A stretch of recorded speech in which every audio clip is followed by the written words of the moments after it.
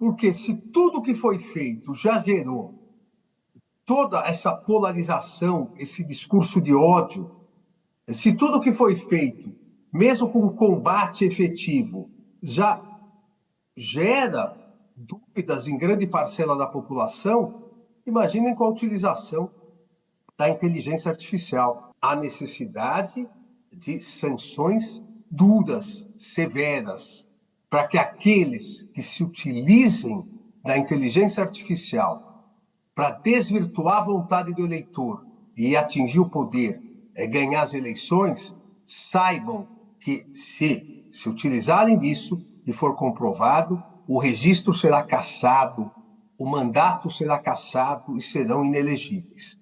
Eu não tenho nenhuma dúvida em afirmar que o combate à inteligência artificial nas eleições necessita, de forma muito clara, aquele que utilizou a inteligência artificial para desinformar o eleitor, aquele que fraudou vídeos, fraudou áudios para desinformar, só há uma sanção possível: cassação do registro, se já tivesse sido eleito, cassação do mandato e inelegibilidade. Me parece que devemos avançar em 2 pontos. O primeiro é na regulação das redes sociais. Venho debatendo isso há muito tempo, venho insistindo nisso. Esse ano, primeiro semestre, o Congresso Nacional chegou a discutir, a Câmara dos Deputados, depois não aprovou a urgência. Nós temos que voltar a isso. Há necessidade premente de uma regulamentação. Eu costumo dizer sempre que a regulamentação bastaria um único artigo. Eu, nesse caso, sou minimalista. Nós não podemos querer definir o que são notícias fraudulentas, porque isso é impossível. Fica uma peneira, onde você consegue conter, abre um outro buraco. Mas a ideia seria um único artigo. O que não pode no mundo real, não pode no mundo virtual. A mesma responsabilidade que as empresas de mídia têm, as Big Techs terão também. Ora, mas nós, Big Techs, somos simplesmente depósitos de notícias, de artigos, de informações.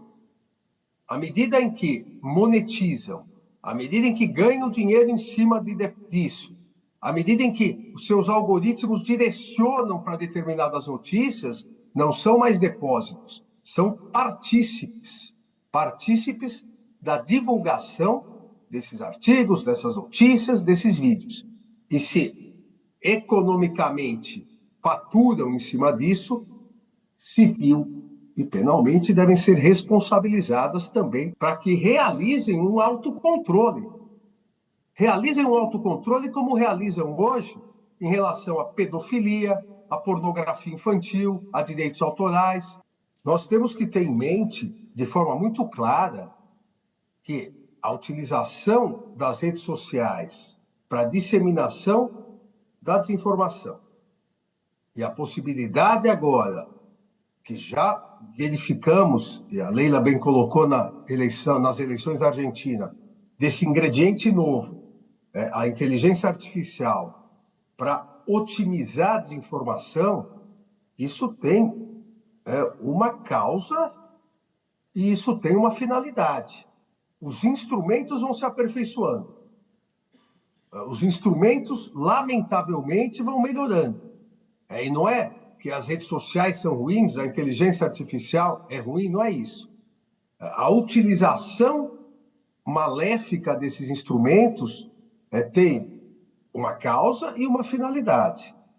A causa nós pegamos lá atrás, e a finalidade é sempre a mesma: é atacar a democracia, corroer os pilares das democracias ocidentais para manutenção no poder ou conquista de poder de regimes autoritários, de regimes de extrema-direita. Essa é a finalidade. E o que gerou isso, a causa lá atrás, foi a percepção de que um instrumento que nasceu para a democracia, um instrumento que nasceu na sua utilização nas eleições, na sua utilização para convocação do direito e exercício do direito de reunião, da livre expressão, nas primaveras árabes, que foi a utilização das redes sociais para questões políticas. Se nós recordarmos, isso nasceu lá atrás em países não democráticos que censuravam a imprensa, restringiam a liberdade de expressão, impediam o direito de reunião, e as redes sociais, ainda no início, foram utilizadas para que a população pudesse rapidamente se reunir, pudesse rapidamente buscar instrumentos democráticos. E o que alguns teóricos e políticos de extrema-direita, populistas, e devemos reconhecer de forma absolutamente competente, fizeram? Capturaram essas redes sociais, começaram a manipular a desinformação e passaram a manipular essa desinformação com instrumentos que até então eram utilizados somente para obter lucro na questão econômica, na questão comercial, diríamos assim, no capitalismo selvagem. As redes sociais utilizavam, as big techs utilizavam algoritmos para chegar a consumidores, identificar o que aquela pessoa consultava do ponto de vista de consumo, de compras, o que aquela pessoa gostava, os algoritmos direcionavam produtos semelhantes àqueles procurados por aquela pessoa. E, obviamente, uma vez monetizados, essas redes sociais, elas levavam àquela pessoa produtos semelhantes ou produtos que poderiam substituir o que essa pessoa procurava por produtos, obviamente, dos anunciantes dessas big techs, que, lamentavelmente, até hoje, são consideradas empresas de tecnologia, em que pese faturarem mais de mídia do que todos os demais canais de mídia. Aquilo que começou a ser utilizado via algoritmos, via direcionamento, para formar bolhas de consumo, visando aí sim o lucro, se verificou num determinado momento que os mesmos instrumentos poderiam ser utilizados para atingir o poder político. E, a partir disso, esses mecanismos nas redes sociais, eles passaram a direcionar via algoritmos mensagens para essas pessoas, num primeiro momento, mensagens verdadeiras, para ganhar, diríamos assim, a confiança dessa pessoa. Num segundo momento, mensagens, uma somatória de mensagens verdadeiras com uma conclusão falsa.